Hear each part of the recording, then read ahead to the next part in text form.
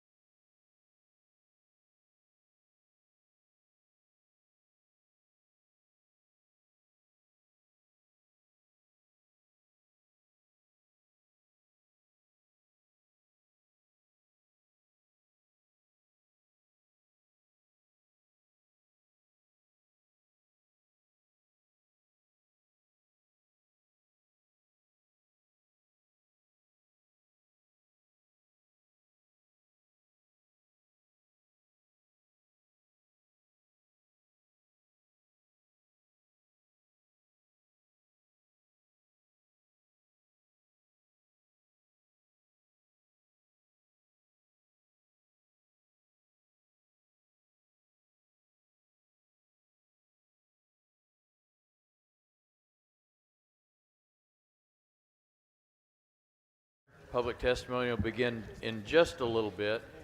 I want to welcome you. I hope you've enjoyed the transparency that we've had in the temporary platform process. We're going to continue that transparency once we get into actually doing anything with the temporary report, which has now been sent to the permanent committee seated before you. The process, those of you that were here yesterday, will be very much the same. We will be able, once the public testimony is over, we will be able to go through and make changes to the planks that have been submitted to us from the temporary committee. We'll have that done no later than about 9 o'clock tonight is the plan. Then there will be an hour or so of what'll basically be making sure we don't have any typos and those sorts of things that are at least minimizing the number of typos in the platform. And then late tonight, early this morning, it'll go to the printers, and you'll end up with a copy of what will be voted on the floor at 8 o'clock in the morning when you arrive for your Senate District caucuses. I don't know at this point where those physical copies will be delivered, but you will certainly have them at 8 o'clock in the morning. And that's what we'll be voting on starting tomorrow afternoon or early evening. And then, not voting, I misspoke. We'll be debating on that starting tomorrow afternoon. And that debate will likely continue off and on, not continuous, but from the floor through Saturday morning, and then finish up Saturday afternoon after lunch sometime. And then we'll have the plank-by-plank voting, like those of you who are here 2 years ago. We'll have the plank-by-plank voting that will take place at the end of the day at that point. But before we get started with the public testimony, I'd like to ask, we have a pastor actually on the committee. We may have more than one actually, but I'd like to ask Pastor Broden if he would kindly open us in an invocation. Certainly. Let's pray. Eternal God, our Father, we are grateful for who you are and what you've accomplished for us. We pray as we endeavor in this exercise that you would superintend the process, that you'd open to us wisdom and insight so that we may apply a perspective that flows from the mind of God on the issues that we are confronted with within our nation and within our state. We thank you for those who are seated on this panel. We ask that you touch each one, that they will provide their experience and knowledge to this process. We thank you for those who are in the audience. Bless them to recognize what's involved in this platform exercise. And then, Father, we pray that we would not take personal disagreements, different perspectives, but rather we will allow for open and honest debate without personalizing and taking differences to the person. We thank you for our leadership. We ask that you help him to govern us as we start this process. In the name that is above all other names, the name of Jesus, who is our Redeemer, our Savior, and our Lord. Amen. Amen. Now we'll do pledges. I don't see a flag. We see a lot of flag shirts. Sorry. Into the table, sir. We got a flag. Oh, we got a flag. Thank you. Let's have a hand for Mr. Tracy. Okay, Ray, would you like to lead? Yes, sir. Let's go. I pledge allegiance to the flag of the United States of America and to the republic for which it stands, one nation, under God, indivisible, with liberty and justice for all. Honor the Texas flag. I pledge allegiance to thee, Texas, one state, under God, one and indivisible. Yeah. Like I say, got to have somebody doing that. We don't have songs this morning here. Hope some of you are not too terribly disappointed. We'll start off with the roll call. I'm appointing without objection Mr. Matt Patrick, who helped tremendously during the week already with the secretarial duties. We'll start with the roll call of the committee.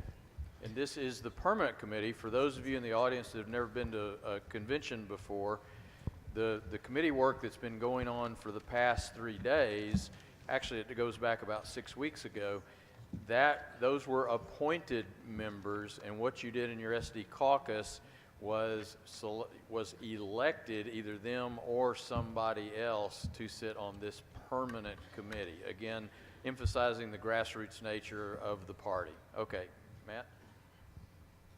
Tracy Vincent. Here. Ray Myers. Here. Jeff LeBlanc. Here. Allison Winter. Here. Steve Armbruster. Here. Marco Roberts. Here. Alan Vera. Here. Jerry Madden. Here. Anthony Reed. Faith Bussey. Dang it. Scott Apley. Peyton Inge. Beth Aiken. Thank you. So one absent. Rolando Garcia. Will Lutz. I'm here. Roman Klein. Todd Gallagher. Warrington Osterman. Brandy Beatty. Brian Hill. Paul Perry. Pastor Broden. Present. Bill Hussey. Here. Beth Kubriel. Here. David Westbrook. Mostly here. Morgan Graham. Morgan Graham is not here. We have a new member from SD 28. Would you please tell us your name? Jim Baxa from SD 28. I'm sorry, Jim. Baxa, B-A-X-A. You need to speak close to the microphone, maybe one more time. B.A. Jim. Jim. Could you spell your last name again? Slowly into the microphone, really close. B-A-X-A. Got it. Thank you.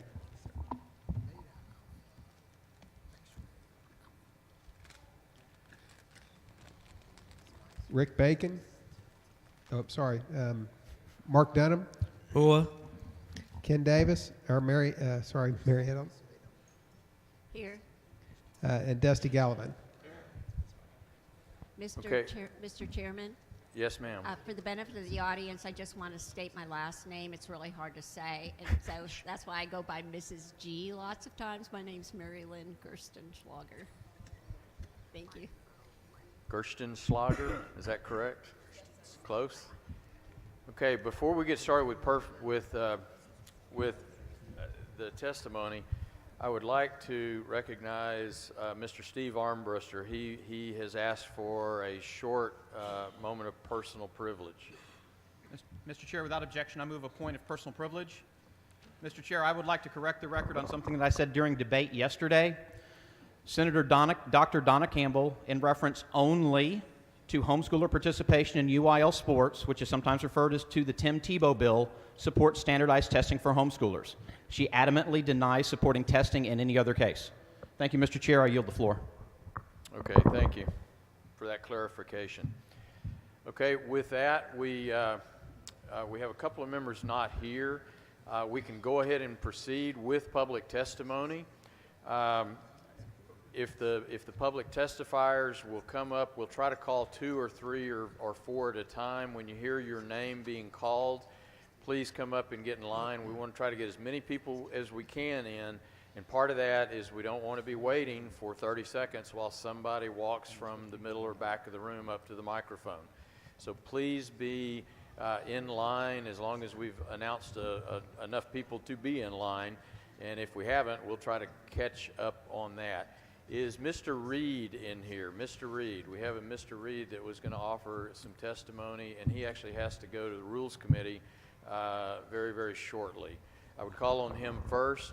What we are going to do is we are going to allow 1 minute of testimony for everybody at this point. That should be able to get in the maximum number of people.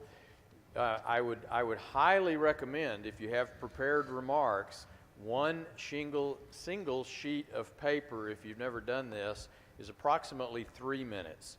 So try to get your remarks down to very, very simple. On such and such an issue, I strongly oppose, or I strongly support that issue, and then a quick few bullet points maybe as to why. But this is not the day for flowery speeches and trying to convince the whole membership. Okay? With that, Mr. Reed. Thank you, Chairman. Reed King, Senate District 12, delegate from Senate District 12. I am a former high school teacher, family full of teachers. I currently homeschool my 6 children. Just graduated my oldest. He's 18. He's a delegate here today. I am strongly in favor of school choice, depending on what your definition of that is. I do not want public money spent outside the walled garden of the public school system. As conservatives, we want every dime that government spends to be accountable. That means strings, accountability. To spend and to give money outside of that and promise there won't be strings is either not fiscally conservative or not intellectually honest with yourself. Thank you very much. Thank you.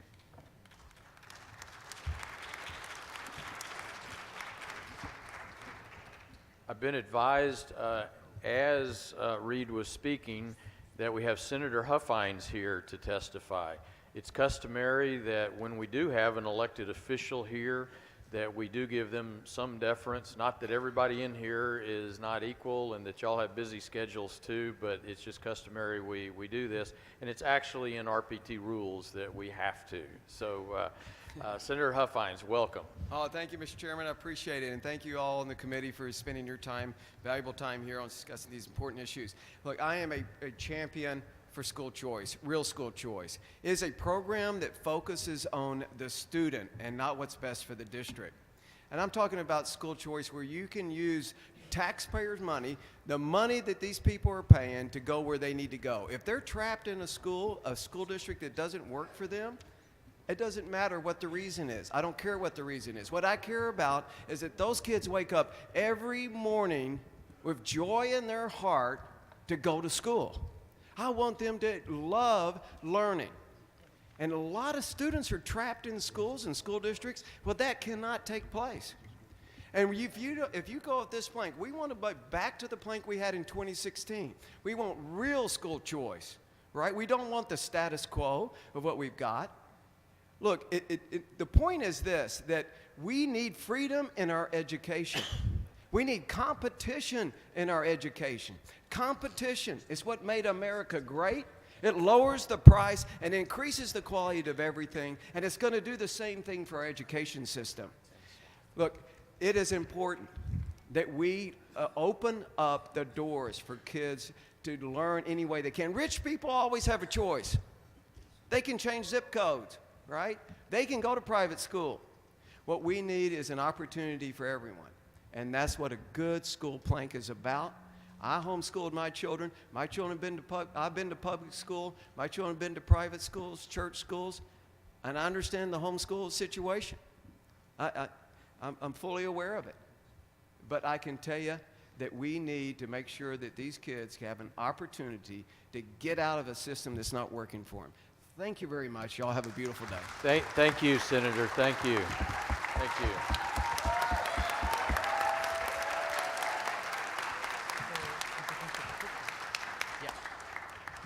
I've also been advised that Representative Rick Miller is in the audience, and he would probably wait, but I'm going to ask that if he wants to testify that he could go ahead and come up and do so now. Thank you, Mr. Chairman. I'd rather wait if that's okay. It's your prerogative. Your call, certainly. Okay, if we can wait, we're still working on some things. Okay, thank you very much. Thank you. Wave at me or throw a rock at me or something when you're ready. Okay.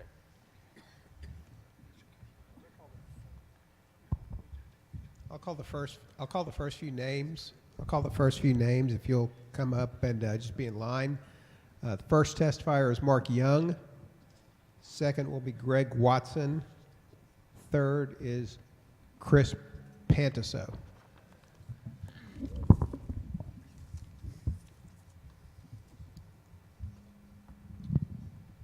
Mr. Chairman, Yes, sir. can we get a current link to the Google Doc? The pages are working on the current language. We won't actually get into editing that until about 7 o'clock. Okay. So you'll have both the online and the printed copy by the time we get to that point. All right, Mr. Young, you're on the clock. My name is Mark Young. I ran for HD 13. Mark, before you start, I want to remind the members and the testifiers especially, make sure you're close to the mic. If you start and it just doesn't sound like it's way too loud, then get closer to the microphone. Thank you. My name is Mark Young. I ran for HD 13 at state rep. I lost, but during that process, I talked to a lot of people. One of the things that I came across in this platform that was from 2016 that y'all are keeping is water rights. I suggest that we need substitute language. It needs to say water rights. While we support the decision of the Texas Supreme Court in preserving individuals' rights to their groundwater under their property and their right to capture it, we support tying surface rights of ownership to groundwater rights of ownership. We support regulations that may put limits on a person's right to capture and use of groundwater if such use will negatively impact adjoining owners' use of their groundwater for private wells, their water supply, or their agricultural use. As a person who had Richmond and Rosenberg come into Austin County and try to take 20 million gallons a day that I had to fight in a contested hearing, I know that the current language does not support our rights. Thank you. Thank you, Mr. Young. Greg Watson. Thank you, Mr. Chairman and members. My name is Gregory Watson. I'm from Senate Closer to the District. mic. I'm from Senate District number 14. First, I want to thank the Subcommittee on Constitutional Issues for graciously including the Equal Rights Amendment expiration plank in their report to the full committee, and I do encourage the full committee to further advance that particular plank. I also want to address term limits. As I'm reading the wording, it says we support federal and statewide offices.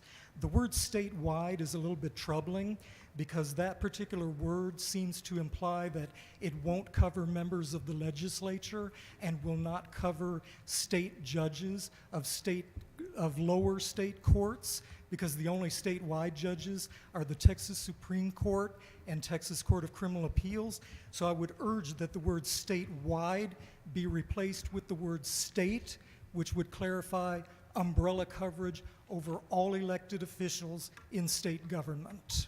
Thank you. Mr. Chairman. Mr. Chairman, Yes, sir. may I thank Greg for all his service that he's had over the years, particularly in the time in the Texas legislature as he worked there. Thank you, Greg. No, you may not do that. No, of course.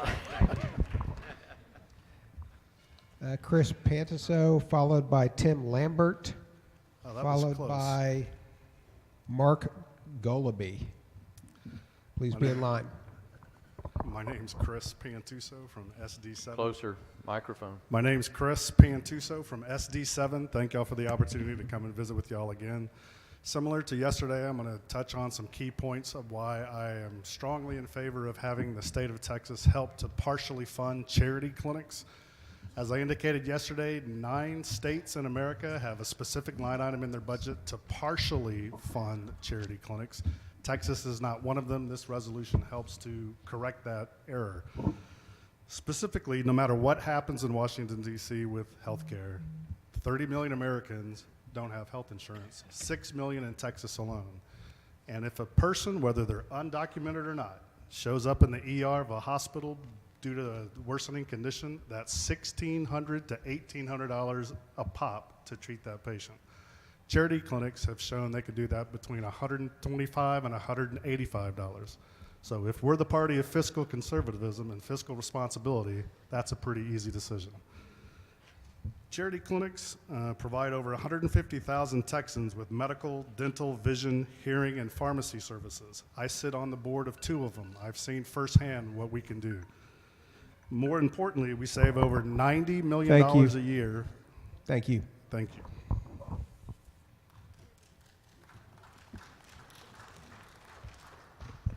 Tim Lambert. Mr. Chairman, Tim Lambert with the Texas Homeschool Coalition, delegate from SD 28.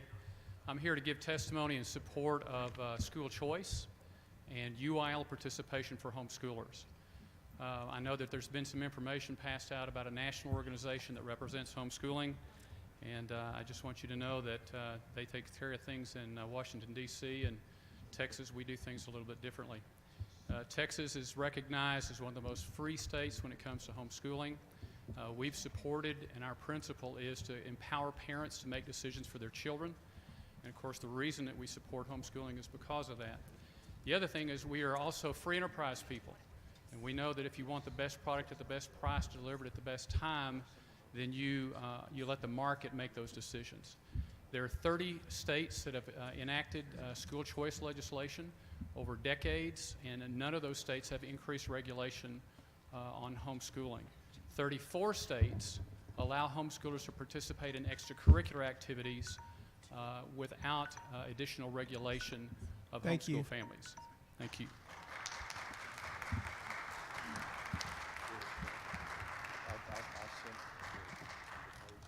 Mark Goldsby, followed by Cherry Fessenden, followed by Carter Thomas. Good afternoon. My name is Mark Goldsby with SD7. I just want to take a minute to appreciate the time that y'all put in, not only during this week, but also the time that y'all put in basically since the district conventions in analyzing all the different propositions brought to you. Today I want to speak to the Chapter 313 in the abolishment, the repeal of Chapter 313 of the tax code. And basically it's a question of is Texas incenting school districts to cannibalize their tax base.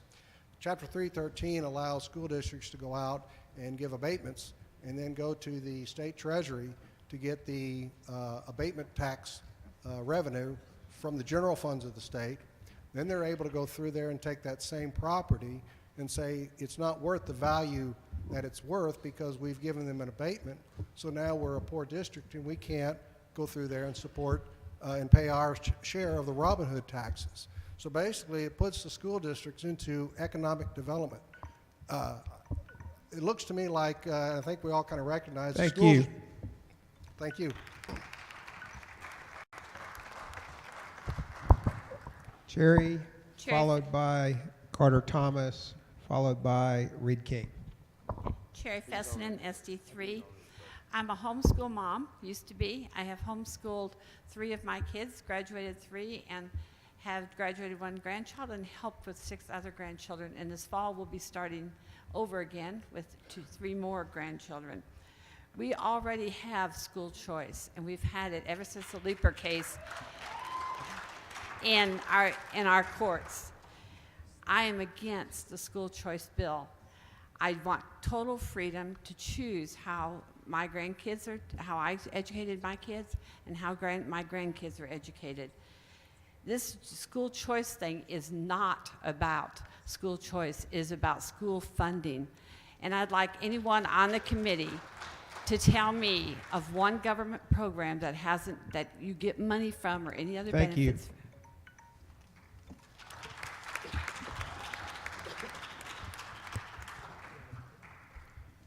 My name is Carter Thomas. 2 years ago, I sat up there with you folks. I'm the resolutions chair from Wilson County. You have the resolution that I'm going to refer to right now from SD 21. It is a plank to limit the power of the Supreme Court. The judicial branch draws its power from Congress with such exceptions as the Congress can make. So Article 3, Section 2, Clause 2 grants the Congress of the United States to limit the power of the Supreme Court. I offer you a constitutionally valid and legislative solution to abolish abortion or any other legal atrocity that has been passed by adopting that resolution and then enacting it into legislation. Please reconsider that particular plank. Thank you.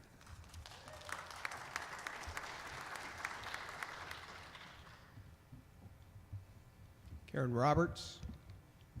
Carrie Roberts. Not present. Jason Isaac is.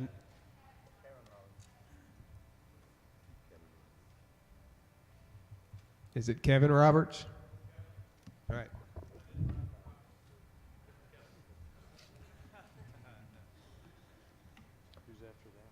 Thank you, Kevin Roberts, Senate District 5. Just for clarity, Senate District 5 is not where the other Kevin Roberts ran for Congress.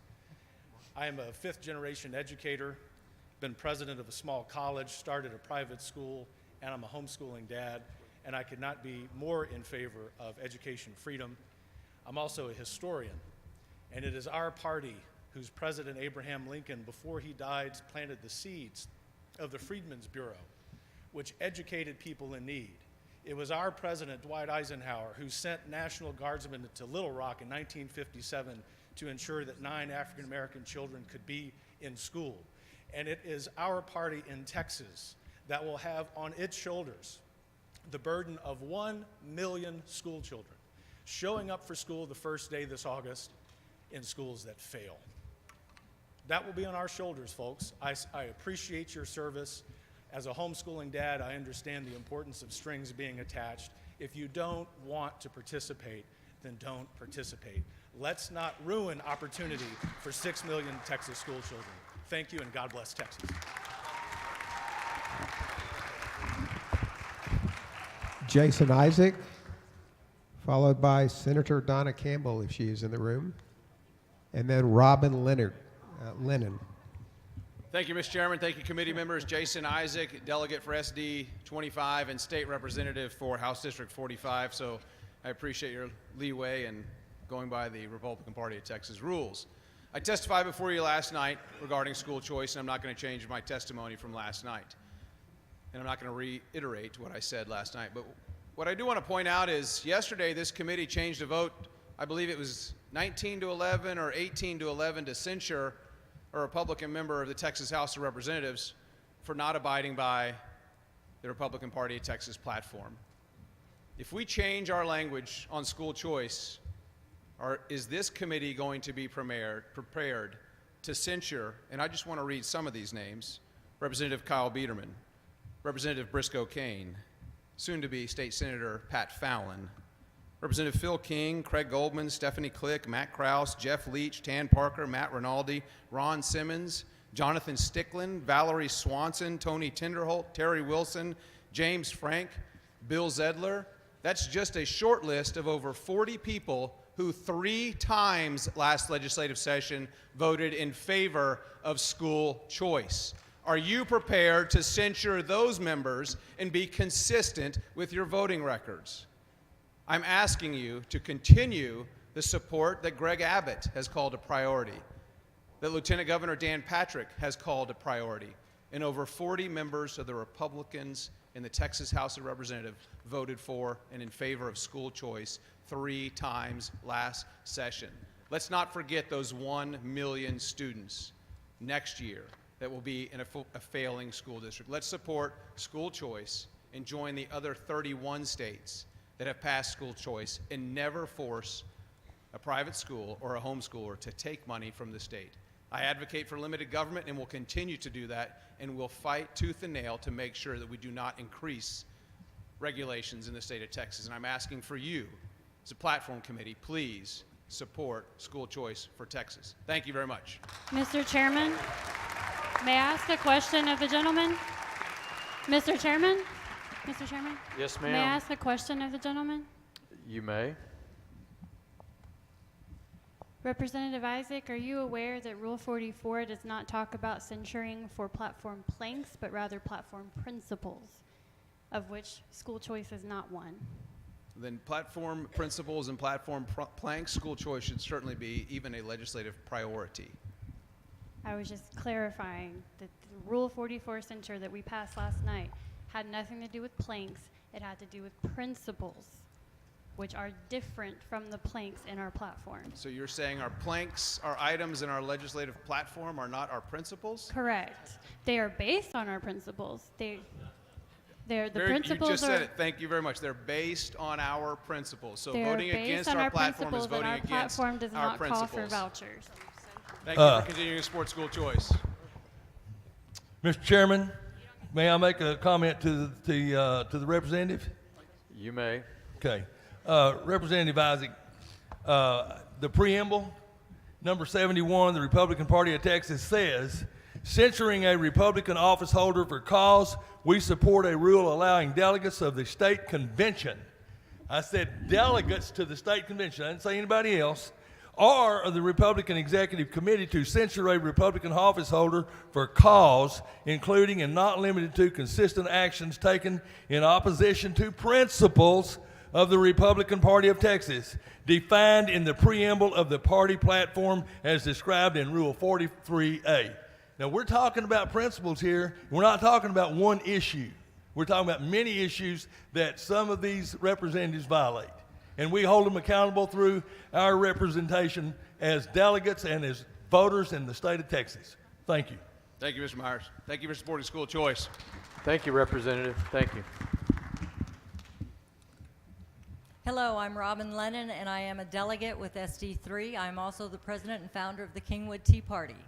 I'd like to remind all of you that in France, they are creating an underclass, which is leading to no-go zones in France. We are doing the same with the minority students in the failing schools in our inner cities, and they are American citizens.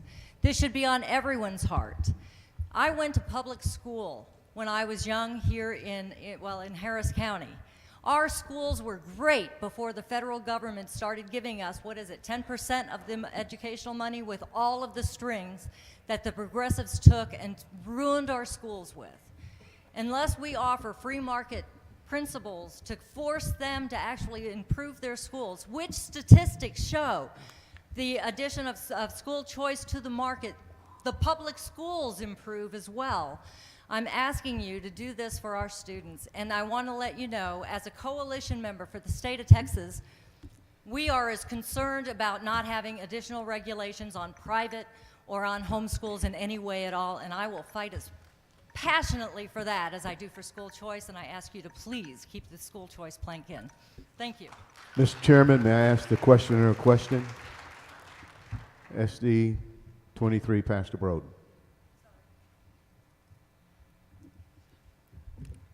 Are you suggesting that the bill as it stands now will open the door for minority communities who are trapped in these public schools and Yes, have sir, demonstrated that the public school is failing them, and out of that they have very little opportunity to access the American dream because they're being indoctrinated and dumbed down in these public schools? Are you saying that the voucher system will help them to escape that? I'm sorry, and that the rest of our students aren't learning to be American citizens in our schools anymore either. I have been in contact with pastors around the city of Houston that if we get school choice formed in their poor areas of the district, they will band together to start a new school that will actually educate these students. And I think that that is something that will grow and spread, offering an alternative to those parents and those children. Thank you. Thank you.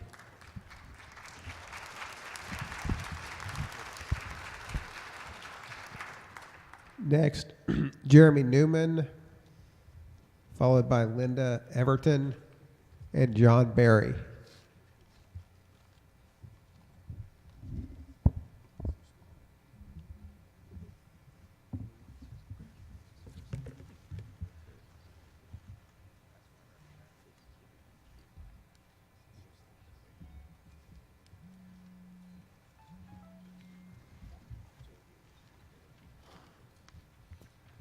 Members, thank you for being here. I want to speak on two different issues. There are currently two planks in the platform that deal with issues where homeschool families are required to pay double.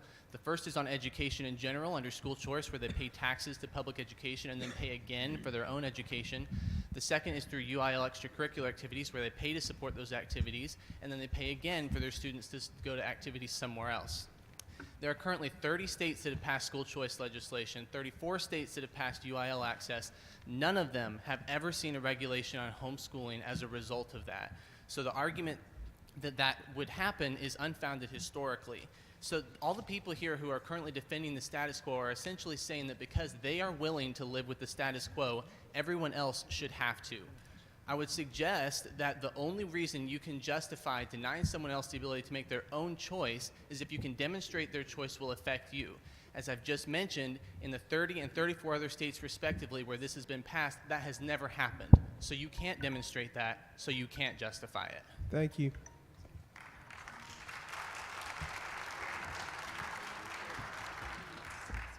Mr. Chairman and committee. In January, Louder, please. yes, We move the microphone down. I'm Thank you. sorry. I'm Linda Everton, Austin, Texas, voting delegate. In January, TRS changed the teacher retirement, which caused most of the retired teachers to be unable to have medical care.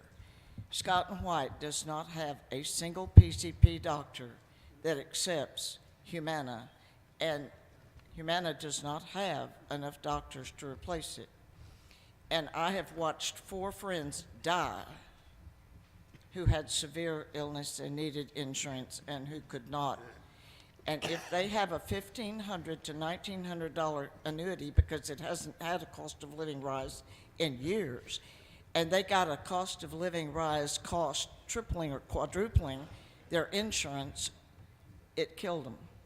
There is another issue. I would like for you to encourage our elected officials to look at this. I am both a retired college prof and a teacher, and I finished teaching because I went for risk kids.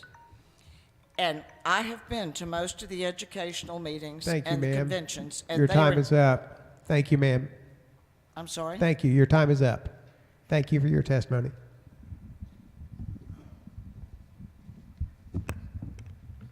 Mr. Chairman. Wait, my name before you start, to all the testifiers that are here, we do have a page you may not have noticed. She's trying to be, kind of out of the way and out of the picture, but she's actually timing things, and she's giving you all a 30-second and then a stop card. Please adhere to that stop card. Thank you. Thank you. Mr. Chairman, my name is John Berry. I'm Precinct 1 County Commissioner for Jack County. I'm also with SD 30. And I'm also a proud Texan who homeschooled 2 boys, both of which are pages this week, and I'm very proud of them. I'm here speaking on behalf of homeschoolers to participate in UIL activities, otherwise known as the Tim Tebow rule. You know, the nice thing about Texas is our independence, and we're proud of that independence, and that's why I chose to homeschool. But some of our communities are small and have limited opportunities, and UIL sometimes only presents those opportunities for all children in the community. Our kids being able to participate in UIL activities would not only enhance their abilities to participate in team building, but also strengthen their connection with the communities. It would also allow our children to get a shot, and that's all we're asking, is that every kid get a shot. Recent studies show that a vast majority of homeschooled parents favor this participation in UIL. And as a homeschool parent, we're already paying into this system, so I would like to have access to the funds that we put into the system already. Thank you for your time, Mr. Chairman.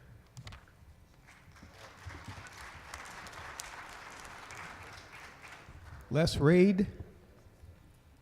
Les Reed, followed by Jube Dankworth and Justin Clark. Thank you, Mr. Chairman. I'm Leslie Reed, Precinct Chair, Dallas County. I'm talking about the homosexuality plank. I've been a Republican all my life, worked to bring Dwight Eisenhower to president. I was very small then. About 20 years ago, the Republican Party added a homosexual plank. Why, my friends who are gay and lesbian asked, what's the point of this? I had no answer. I could justify all the other Republican platform procedures, but this I had no reason why they're putting on this. It was divisive. It was venomous, disgusting. It should be removed. The first 2 sentences of that should be removed. I stand with President Trump on acceptance of homosexuality and gay people. He congratulated the log cabin Republicans for their 40 years of service. He, an openly gay man, spoke to the GOP convention last year, in 2016, with standing room results. He appointed a gay ambassador to Germany recently. I stand with our president on this openness and acceptance. Thank you, Les.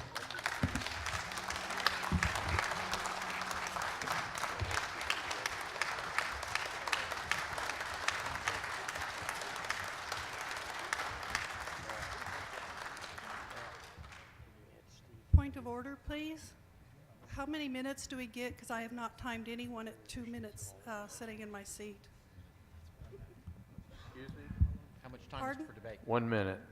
We get 1 minute. Okay. We get 1 minute. Going fast. Can I start? Okay. My name is Jude Dankworth, and I'm the COO of Texas Home Educators, a statewide homeschool service organization. We teach the moms to teach the kids. There are 4 statewide homeschool groups in Texas. 3 of them do not support vouchers or the UIL.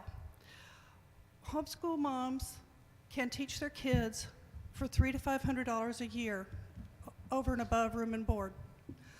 We help people to get resources and to teach their kids.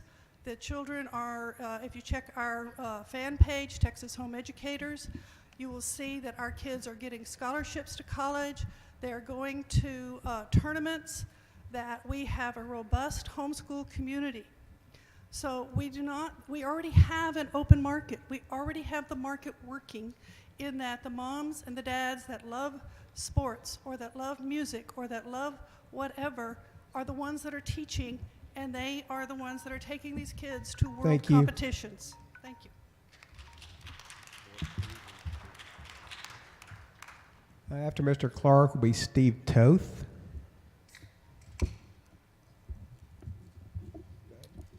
My name is Justin Clark. I'm a delegate from SD 25. I'm here because I love the Republican Party, and I felt that way since before I was even old enough to vote. In my political career, I've done a lot. I don't really have time to list it all, but I've worked for all levels of candidates.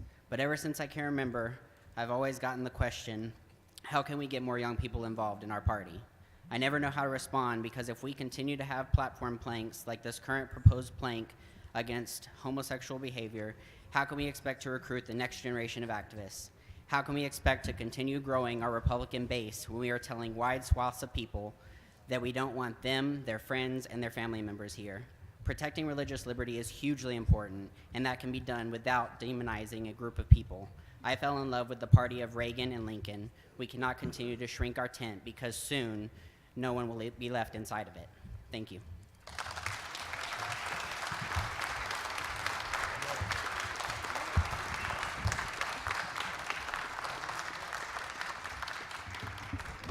We now Point have of order, Representative Chairman. Mr. Toth Chairman. from the Woodlands Mr. area. Chairman, a point of order. Where are we? I just want to clarify something. I'm sorry, but I believe there's an error in the way the plank is displayed online. There are some links that do have an error in it, and we're actually correcting it before we start debate later on. Thank you. Correct. Hello, Mr. Chair. I'm former State Representative Steve Toth, and the Republican nominee for House District 15.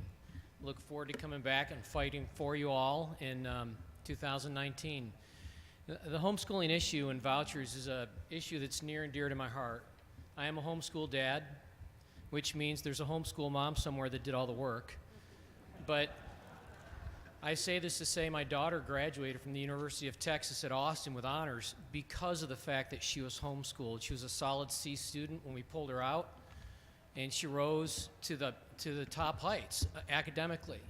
The issue that I have isn't that I had choice. The issue that I have is that inner city families often have no choice whatsoever. They can't move. If you're a single mom or a single dad or an aunt that's raising your kid, you have no choice.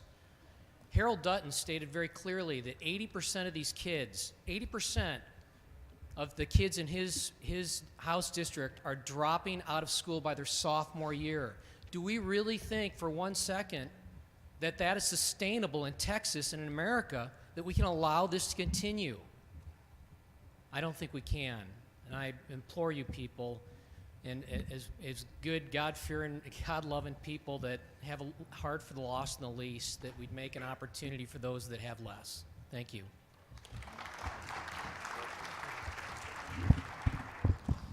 Mr. Toth, thank you for your service as a state representative. I have spent hundreds of hours in education committee hearings, and the legislature has a great deal of influence. Over 300 bills are filed each session on education alone. Yes, ma'am. And I have sat here for 3 days listening to public testimony, asking for a choice, another choice for school. Most of our children are in public schools. I am in total support of homeschool. We did both. We did homeschooling and public schools. My question to you is, why is no one here? Do you have a clue as to why no one has come here and demanded that someone work hard to fix our public schools. All we do is throw money at it I or know. look for a way out.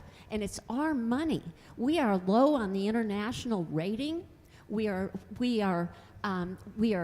having to remediate children in college. Those are tax dollars. You and can look time. at that, but you What can are- also what are find, we you can doing also to fix find the that there's no public cost schools? correlation between throwing money at a problem. As Republicans, we never believed that throwing money at a problem was the way to solve it. And so if you look at test scores across the state of Texas, and this is a study that former State Representative Rob Eisler put together, there's absolutely no correlation between the amount of money spent in the classroom and test scores. I would Now, agree. That said, I would agree. I also believe that our teachers in the state of Texas are grossly underpaid, and we need to get serious about restoring TRS care, as we heard a little bit earlier from a retired teacher. That is something we've got to address. But my question is, are there any people who are here to demand, or do you know of people who are demanding that we do something about our public schools where our kids are not learning? Point of Yes, order, ma'am. Mr. Chairman. I agree. Point of order, Mr. Thank you. Chairman.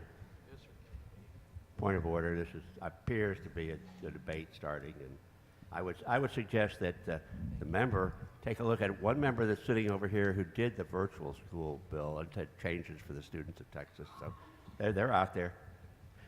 Okay, thank you. I just say that we're getting in debates. That's fine. Sorry about that. Thank you. Appreciate it. Thank you, Representative Toth. Next is Michael Alberts, Jason Rue Hunter, and Eric Blake.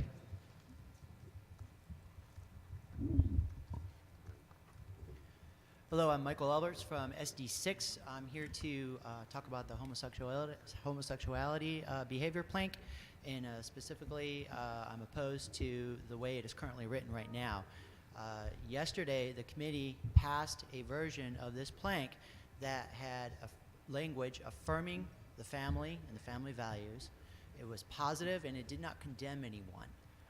However, due to some testimony that was misleading or at worst possibly a lie, the committee changed its vote and now has language in here that condemns people. What purpose does this serve? I encourage the committee to go and revert back to the language that had been passed earlier in the day yesterday and make sure we get more folks that are included in our party. This type of language alienates people, and frankly, it does not help our image in the rest of the country or even Texas. Thank you very much. I appreciate it.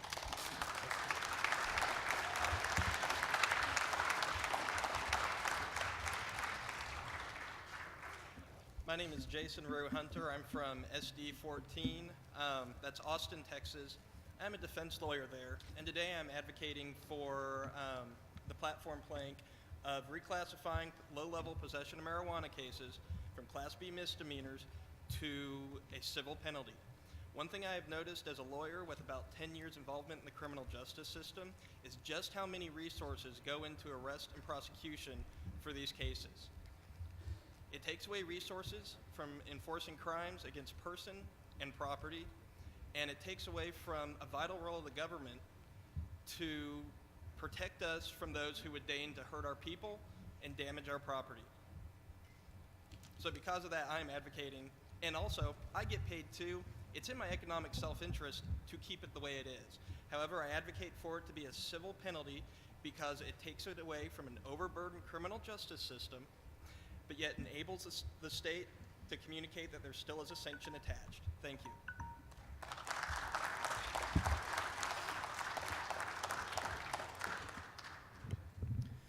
Mr. Chairman and Committee, I'm Eric Blake, delegate from SD 22 and a precinct chair from Ellis County. The platform has two opposing planks regarding the internet. One, in government and foreign affairs, would add cybersecurity. We support government efforts in cybersecurity to safeguard for privacy, election, intellectual property, and public safety while respecting civil rights. I'm strongly in favor of that. There's another one in business, commerce, and transportation, which would add internet. We oppose all efforts to further regulate the internet in the United States or internationally, such as net neutrality. This plank directly contradicts the first, and I am strongly opposed to its inclusion. As you may be aware, the FCC recently voted to overturn net neutrality. However, their actions were controversial, and a Congressional Review Act passed 5247 in the Senate, arguing that the FCC action was premature. The fact that Republicans did not stick to party lines in that vote proves that net neutrality is an important issue to the grassroots voter. The principle of net neutrality states that an ISP must not filter traffic based solely on content. That would be similar to allowing Netflix but forbidding Hulu, which is invading your privacy. Jeremy Peel, followed by Elmer Mayer and Heather Fazio. I just want to point out that if you've signed up for multiple topics, you don't get multiple minutes. You have 1 minute to testify on all the topics that you wish to address.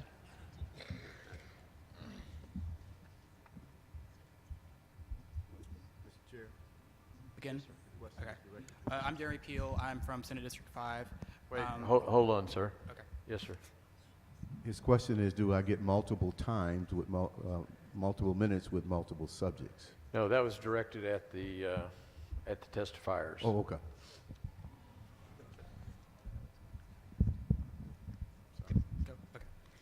Jeremy Peel, Senate District 5.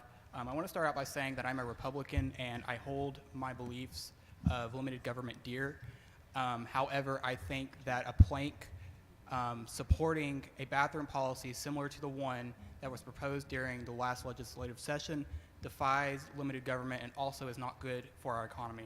So since Greg Abbott took office, he's worked to bring businesses back to Texas, yet Amazon, Dell, AT&T, Apple, Southwest Airlines, American Airlines have all come out against this policy, saying it's not good for their businesses. A study by the Perryman Group had found that had the act passed, we would have lost $3.3 billion in tourism revenue and over 35,000 jobs. A separate study found that we would lose $5.6 billion by 2026. And in South Carolina, after they passed their act, they had lost $630 million and 1,400 jobs the first year after its passage. Thank you.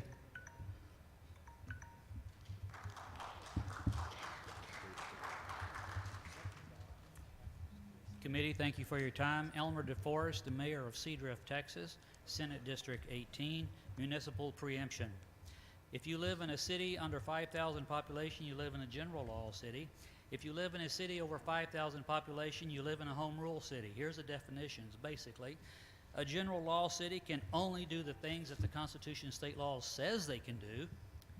If you live in a home rule city, they can do anything that the Constitution and state law says they cannot do. We as Texan Republicans have resisted many attempts at the federal government to dictate what states can and cannot do. Doesn't stand to reason we as Texan Republicans shall also have the same view of limited government. Cities are one of the lowest government entities that citizens have access to and affected by every day. They are the checks and balances. They can come to the weekly council meetings, they can protest, and anything that happens, the Attorney General, GLO, and Comptroller can preempt. Thank you, Mayor. Heather Fazio, followed by Jacqueline Hall and Don Dixon.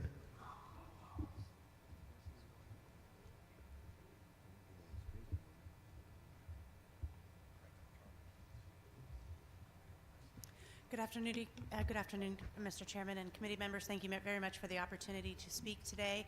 I wanted to address the issue of marijuana law reform. There is a plank that would address some of the harsh penalties that we currently have on the books. Currently, even a small amount of marijuana can carry a penalty of up to 6 months in jail, $2,000 in fines, and the worst part about it is a lifelong criminal record that can hinder a person's access to education, employment, housing, occupational licensing. Your driver's license is suspended for 6 months, and your right to self-defense in Texas is suspended for up to 5 years for the simple possession of marijuana, a plant that we know to be objectively